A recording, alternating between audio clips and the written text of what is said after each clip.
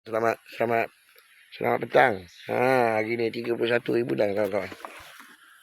31 bulan. Pasal uniform apa ni?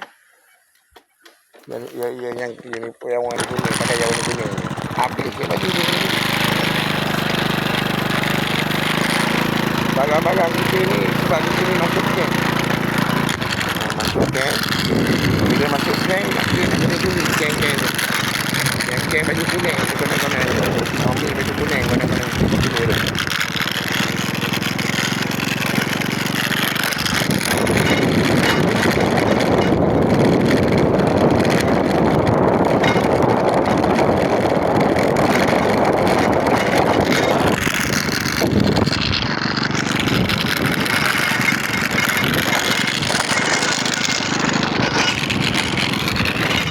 Tahu tu jalan.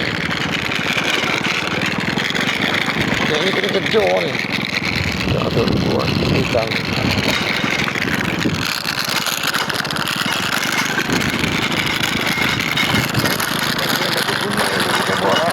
Kita ni apa benda. Sampai anak bini kita kena kawal dengan dia tau. Sebab dia nak pecat bank. Dia fikir dia ada gaji tau. Dia NGO ni. Dia pakai NGO ni. Gambar ni, polis gambar ni tahu benda ni. Polis Kuantan tu tahu benda ni. Dia geng-geng NGO ni dia nak kena duri barang-barang kita tu. Dia geng-geng pakai baju hitam ni sekali dengan angin ni. Sekali dengan api ni. Dia nak kontrol benda ni. Aku nak bagi tahu yang dekat bangsa dengan Muslim betul. NGO ni. Ni baju kuning ni yang penting dalam kejadian ni. Hak kontrol kata kat bank apa benda gaji. Hak berjawatan gaji. Okey? Ini untuk maklumat Bukit Aman tu. Yang Padi Belik pernah tanya. Dengan Suzaili pernah tanya saya. Siapa dia kawan tu? Saya tak kenal. Sebut apa benda yang berkawan tu. Saya malah nak sebut nama dekat dia. Dia sebut budak kawan tu yang bawa lari bini kau. Memang. Dia perasan dia lawa. Dia perasan dia lawa. Aku nak minta kalau anak aku ni. Kalau ni baju kuning ni buat sesuatu dengan kau, dia pegang kau. Laku apa benda jenayah seksual ni. Kau kena bagi tahu dekat orang ramai. Yang masuk dekat PND nombor ni. Kau kena bagi tahu. Dia kata anak-anak tu, anak dia. Dia pukul aku koma aku 6 hari je. 6 hari aku koma je.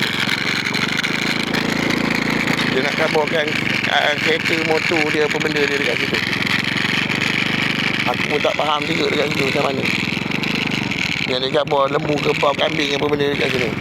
Dia ni duduk dekat kampung Melayu Gambang ni.